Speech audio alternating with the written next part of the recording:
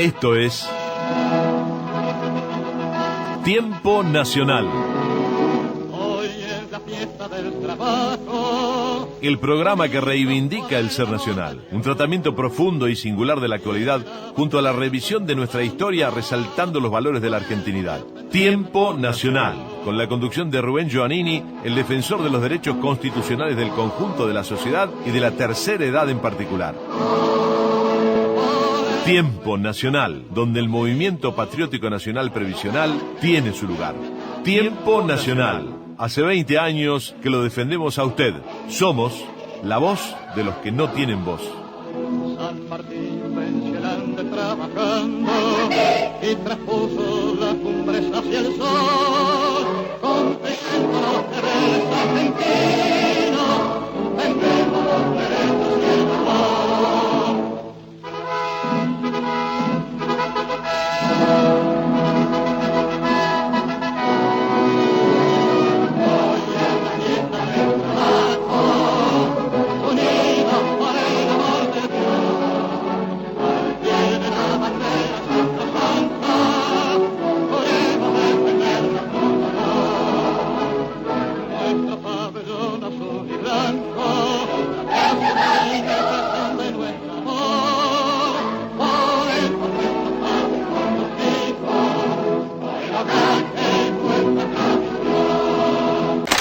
Yo he hablado muchas veces de aquí, del Club Bilderberg, del CFR, de esas organizaciones mundiales que son las que diseñan la vida de las naciones y de los pueblos.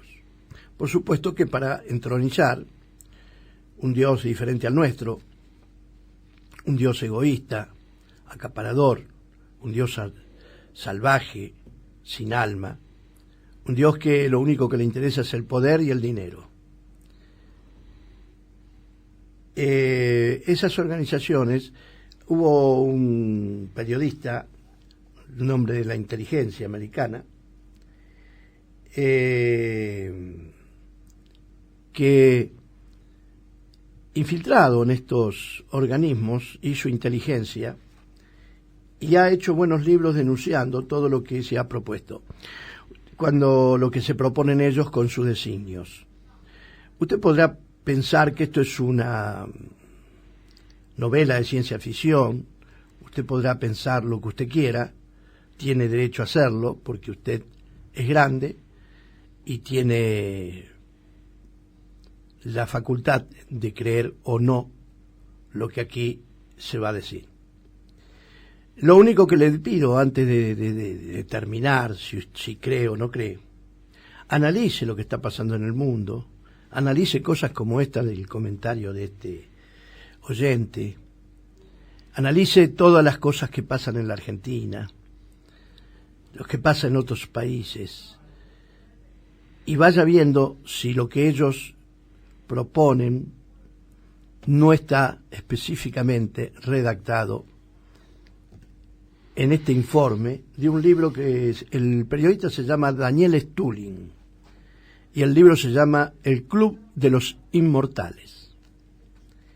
El Club Bilderberg ha caducado, llega la desconstrucción humana, es decir, la destrucción del ser humano o de la humanidad, en aras de objetivos perversos, de objetivos de riquezas, de mucho poder y sometimiento al resto.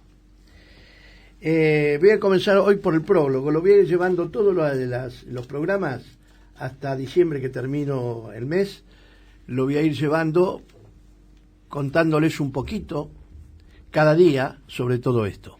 Usted se va a encontrar acá con muchos nombres que son muy conocidos y que muchas veces usted no le presta atención. Yo acá nombré muchas veces a Richard Haas, que fue publicado en La Nación, algo que él decía, que la soberanía en las naciones cambiaría, no sería igual la soberanía porque tenía que enfrentarse a la droga y a otros poderes, es decir, que se terminaría el poder soberano de las naciones. Yo pregunto, ¿hoy acaso hay soberanía en el país? Sin lugar a duda que no. Nos manejan desde afuera como marionetas. Así que bueno, hoy voy a empezar. Y después de esto vamos a entrar con Castañino, con el ciclo histórico, porque él se tiene que ir. Pero quiero que presten mucha atención a cada uno de estos editoriales que voy a realizar y que los voy a publicar también en Facebook y en Twitter, porque es importante que la gente sepa a qué atenerse, que los pueblos sepan qué piensan de ellos y para ellos, los que realmente, cuando yo digo que los gerentes, que son los presidentes de los países americanos, son meros gerenciadores de estos poderes. Estos poderes son los que determinan la política a aplicar a los países. Y esa política que se aplican, no pueden apartarse los gerenciadores, de allí que cumplen etapas. Cuando se les desgasta, siempre está el reemplazo en otro gerenciador, que ya lo vienen preparando con el tiempo para el reemplazo.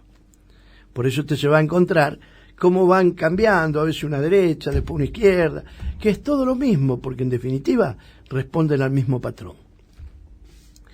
Vamos a empezar con esto y luego seguiremos con Castañino. Este es el prólogo. Estamos en el año 2014. Corren tiempos de grandes innovaciones y de avances tecnológicos. Son también tiempos de caos y conspiraciones. Tiempos de una debacle financiera en todo el mundo. ¿Se acuerda la burbuja, Estados Unidos? Cómo Cristina vendía que todo el mundo estaba en crisis y acá estábamos bien. ¿Se acuerda todo eso? Bueno, vayan escuchando esto y vayan analizando y haciendo memoria. Tiempo de una debacle financiera en todo el mundo. Tiempo de desplazamientos masivos de población. Lo estamos viendo en Europa. Con las guerras en las zonas cercanas de África y de Asia. Son también tiempos de caos y conspiraciones, tiempo de una debacle financiera en todo el mundo, tiempo de desplazamientos masivos de poblaciones, tiempos en que los ricos se están volviendo muchísimo más ricos. Pregúntele a Cristina, a sus amigos, a sus parientes y a todos aquellos que colaboraron con ella. Estas son cosas que agrego yo, nada más, para que ustedes tengan una imagen de para qué que se asocien. trata, para que asocien. Muchísimo más ricos, más poderosos y más temibles cada día que pasa.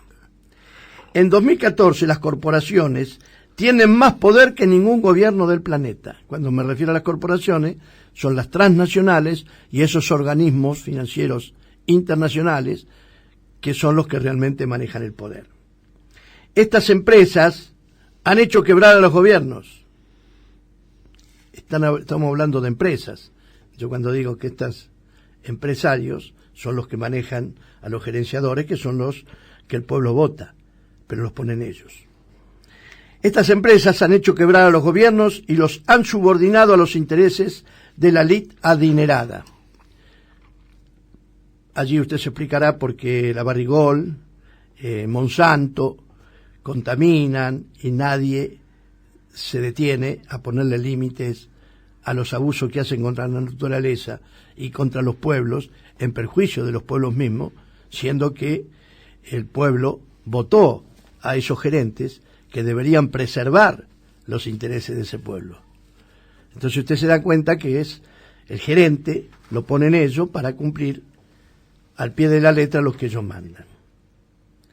Asistimos finalmente a la función final de la empresa mundial Sociedad Anónima. La edad de oro de la energía barata se ha terminado. La competencia por los recursos energéticos domina el paisaje económico. La degradación medioambiental, la intensificación de la agricultura y el ritmo de la urbanización han reducido la fertilidad de la tierra de cultivo. La inseguridad alimentaria está provocando una migración masiva en escala mundial. Existe una gran escasez de agua en algunas de las zonas más densamente pobladas del mundo, como ejemplo la India, China, Pakistán, lo que provoca disputas en regiones ya de por sí inestables y desencadena conflictos militares y movimientos de población a gran escala. La humanidad está en peligro. El cambio es inevitable. No es el fin del mundo, pero poco le falta.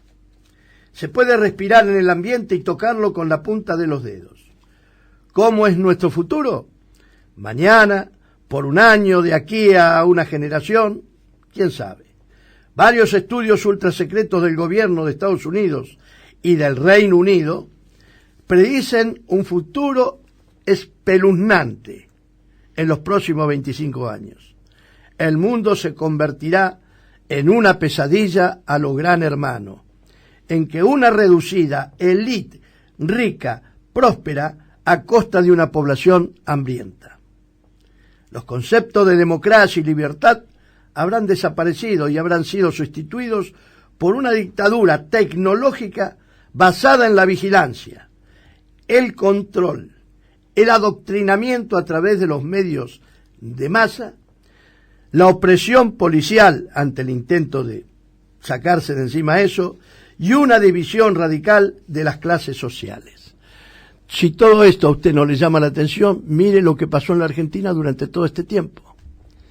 El intento de dominar toda la prensa, los medios de difusión, la utilización de la policía cuando salía algo que no les convenía.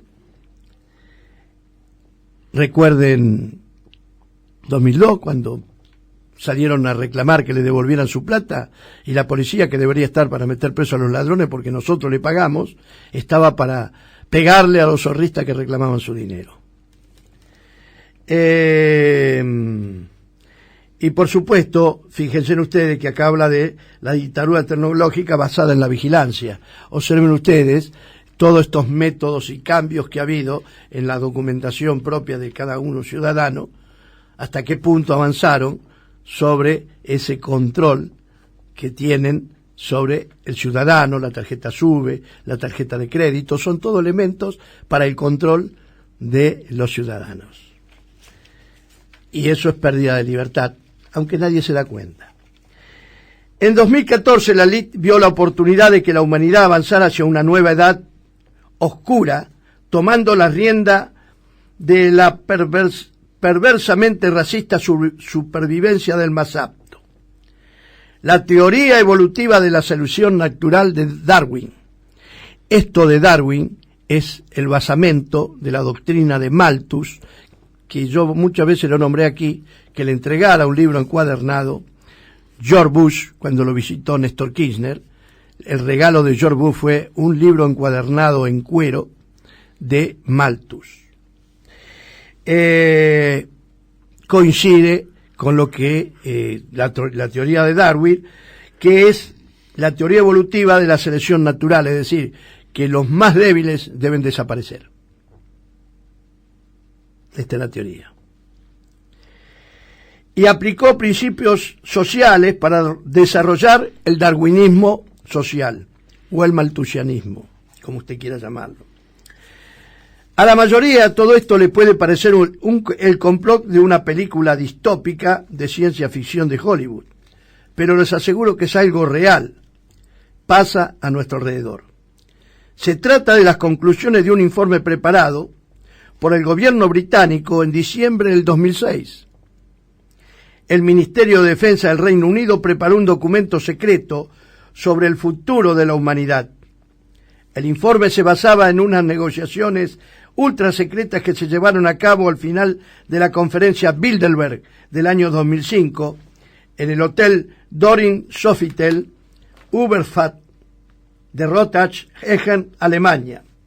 Ese grupo había sido cuidadosamente seleccionado por el comité directivo del Bilderberg en enero del 2005, mucho antes que se iniciara la conferencia de 3 días y medio de duración, el 5 de mayo, la tarde del 8 de mayo, una vez que la mayoría de los asistentes hubo ido, un grupo selecto y reducido de miembros del Club Bilderberg se recluyó en el exclusivo castillo Rimberg, con vistas a Tegernsee, en las estribaciones de los Alpes bávaros. El castillo habría sido construido por el duque Leonardo de Baviera, miembro de la familia Wittelsbach, que gobernó Baviera durante más de 800 años. 5 meses antes, en una reunión de preselección del Bilderberg, que tuvo lugar en enero del 2005, Se pidió en el más absoluto secreto a los representantes nacionales del Club Bilderberg que reunieran a sus equipos de trabajo para preparar informes detallados sobre población, disponibilidad de recursos naturales, prevención de conflictos, cuestiones económicas, etc. Las conclusiones del informe, junto con las conclusiones de la reunión Bilderberg de mayo, se seguirán comentando durante la reunión secreta del 9 y el 10 de mayo en el Castillo Ringberg. Nadie, salvo el comité directivo del Bilderberg y el selecto grupo de los miembros del Bilderberg más poderosos, estaba siquiera al corriente de la celebración de esta reunión posterior a la conferencia Bilderberg. En ella se iba a definir el futuro de la humanidad y sus objetivos eran prometeicos. Los seleccionados eran la flor y nata de la elite Bilderberg. Su largo tiempo presidente, Etienne Davignon, vicepresidente de Suez Tractebel, Francisco Pinto Balsemao, ex primer ministro de Portugal y una de las figuras más influyentes entre bastidores a nivel supranacional, David Rockefeller, un hombre que no necesita presentación, Timothy Geithner, por aquel entonces presidente del Banco de la Reserva Federal de New York y posteriormente secretario del Tesoro de la primera administración Obama, Richard Haas, presidente del todopoderoso Gabinete Estratégico del Consejo para las Relaciones Exteriores de los Estados Unidos, el CFR, Víctor Alberstadt, profesor de Economía de la Universidad de Leiden y anterior presidente del Bilderberg, Allan Hubbard, asesor del presidente Bush en política económica y director del Consejo Económico Nacional,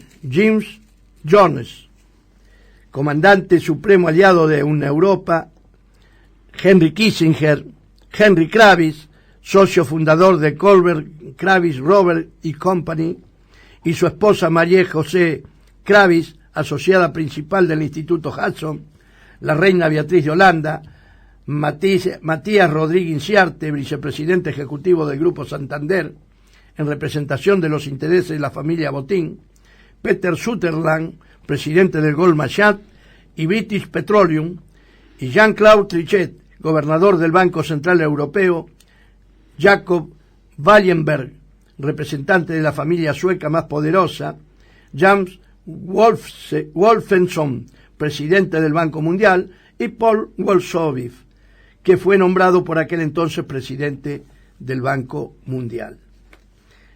Estos hombres y mujeres planeaban el futuro de la humanidad, nada más y nada menos. Lo que decidieron a puerta cerrada en el Castillo Ringberg se convertirá 2 años después en la columna vertebral del informe con más visión de futuro de la historia de la humanidad.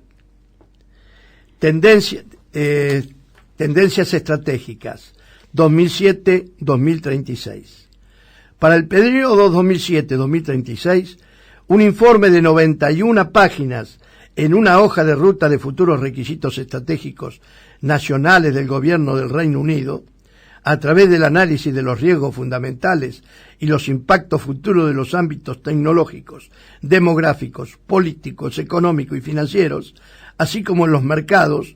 Lo más destacado del informe es un análisis multidimensional del contexto futuro de la defensa en el periodo que abarca una generación. El informe sobre tendencias estratégicas es la columna vertebral de la política de defensa del Reino Unido. El futuro, según el informe, se caracteriza por una cantidad apabullante de variables interrelacionadas. En 2014, más del 50% de la población mundial vivirá en un entorno urbano y no rural. Esto es lo que está ocurriendo aquí en la Argentina. Fíjese que por la falta de posibilidades en el interior, cómo han crecido las villas urbanas. Esto se puede demostrar tranquilamente en la Argentina, con la gran cantidad de villas y viviendas precarias que han crecido, con Ocupa y con todo lo que nosotros conocemos. Esto está impulsado y dirigido por estos señores. Por eso ocurre. En 2014, más del 50% de la población mundial vivirá en un entorno urbano y no rural.